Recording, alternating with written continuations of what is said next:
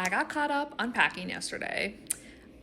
So I did the 5th day of Bisquemas on LinkedIn. I'm gonna be honest, like I love TikTok the most, but I'm just more popular on LinkedIn. I did it there and then didn't have time to come make a video about it. I'm sorry. So we're doing day 5 and 6 right now of Bisquemas. Bisq is a survey platform that I built because existing survey platforms kind of suck. It's kind of proved.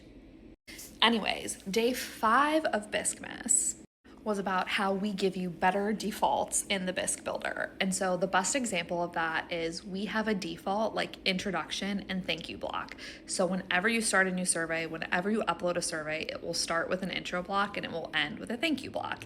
And the intro block will have, if you haven't already written intro text that it has detected for you, it'll have like placeholder text that's like, hey, tell people why you're asking them to take this survey. Tell them the type of things you're going to ask. Tell them if this is anonymous or confidential. Say how many minutes or hours, that would be terrible, it's going to take for them to finish it. Because that is a best practice and people forget to do it. You'll get a link to a survey and just like jump right in with Q1.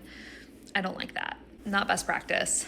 Not Bisq approved. So Bisq has a default intro block. Similarly, it has a default thank you block that's like, hey, thanks for taking the time to share your perspective with us, blah, blah, blah. Like, thank people for their time. Tell them next steps, like important to have some follow-up. If you're like, no, I just don't want to do those things, you can delete them, but the default is you have best practices like ready and waiting for you to implement. Then day 6 of Bisquemas was about the differentiator between our builder and our preview.